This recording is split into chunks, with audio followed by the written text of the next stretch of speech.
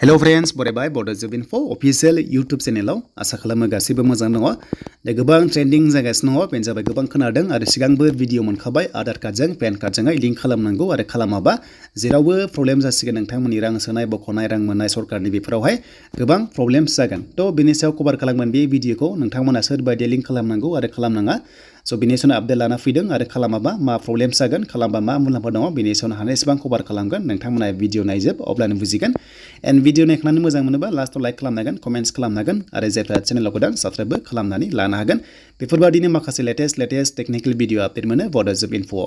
स' बिदिब्ला जों बे खामानिखौ मावनोब्ला जों फार्स्टआव थांनांगोन इनकाम टेक्सनि अफिसियेल साइटआव। एन्ड बेयाव थांनाय लोगो लोगो जों माखासे डिटेल्सखौ जोङो मोनगोन आरो जों बेबायदि टाइपनि माखासे आपडेट्स मोनगोन। दा बेनि अफिसियेल साइटआ लिंकआ दङ डिसक्रिप्शनाव, नोंथांमोना चेक खालाम आरो बेयाव क्लिक खालामनाय लोगो लोगो बे पेजआव नोंथांमोना फैनानै गासैबो डिटेल्सखौ नोंथांमोना नायनो हागोन।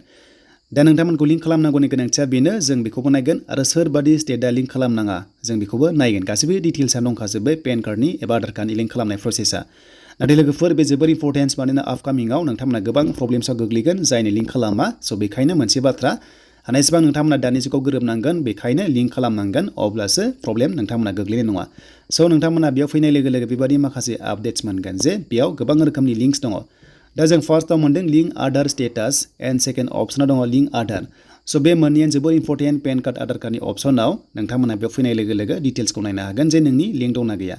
दा लिंक खालामबा लिंकआव थुनांगोन, बेयाव थुनांगोन एन्ड बेनिफ्राय इनकाम टेक्स रिटार्न दङ ITR फाइल, जायफ्रा जब मावनाय कन्ट्रेक्सुवेल बा TDS दानजाग्राफोर। स' बेयाव फाइल खालामनांगौमोन बाट बेखौ दोनथ'बाय आङो। देन बेनिफ्राय जों लिंकआव थुनाय लोगो लोगो लिंक आधाराव थुनाय लोगो लोगो नोंथांमोनाहाय माखासे आपडेटखौ मोनगोन एबा स्टेटास नायनोबा स्टेटासआव बेयाव क्लिक खालामबा नोंनि पेन कार्ड नाम्बारखौ बेयाव एन्टार खालामनांगोन। अके, स' नोंथांमोना 100% बेयाव नुगोन जे लिंक खालामखानायबा खिन्थु लिंक खालामनाङा, जेबो गोनांथि गैया, लिंक जाना दंखायोबा जेबो दांस्रानाङा। थ' बेखायनो पेन कार्डखौ नोंथांमोना नाम्बारखौ होदो, आधार कार्डखौ होदो आरो पेन कार्ड आधार कार्डआ नोंथांमोना गोरोबनांगोन, नामा गासैबो डेटायानो गोरोबनांगोन, होमबासो लिंकआ जागोन, नङाबा जानाय नङा। स' बेखायनो बेयाव फिल खालामदो, फिल खालामनानै नोंथांमोना भिउ स्टेटास मोनसे अपसन मोनो, बेयाव नायबानो नोंहा लिंकआ अलरेडि जाखादों बेखौ जों मिथिगोन आरो जाखादोंबा जोंनो नाङा।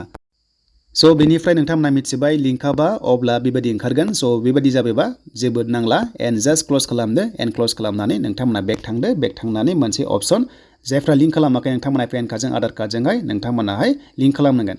दानिया PAN card ID Aadhaar card bank account गासैबो बेंकजोंहाय गासैबो लेनदेन जाबाय बा आपडेट जाबाय। स' गभर्नमेन्टआ जेरैहाय हमना ला नोंथांमोननि राङारि अनसुंथाइ सोनाय जेरै PM Kisan Arunoday pension and बेनिफ्राय रां सोनाय गाव गावनि सेभिंस एकाउन्ट एबा नोंथांमोननि सेलारि हाबनाय सोनाय, स' बेफोर गासैबो ट्रेनजेक्सन जानायाव पेन कार्ड आधार कार्ड नाम्बारखौ नांगौ जायो। स' बेखायनो दानिया गभर्नमेन्टआ गासैबो IDखौ मोनसेजों जमा खालामनो नागिरदों बा नोंनि डेटाखौहाय गासैबो ट्रेक खालामना नायगोन जे नोंनि एकाउन्टआ बबेयाव दङ गैया, बेसेबां रां सोदों, बबेनिफ्राय फैदों एबा सोर होदों, बहा थांदों, बे गासैबो गभर्नमेन्टनि पलिसि जाबाय जे गासैखौबो मिन्थिजोबसिगोन। ओंखायनो स' नोंथांमोना बेखौ खालामनांसिगोन। जुदि खालामाबा फैबाय थानाय समाव जुदि रां सोनांगौ बख'नांगौ जुदि नोंथांमोना प्रब्लेमबो जानो हागौ। स' बेखायनो खालामनाया जोबोर इम्परटेन्ट।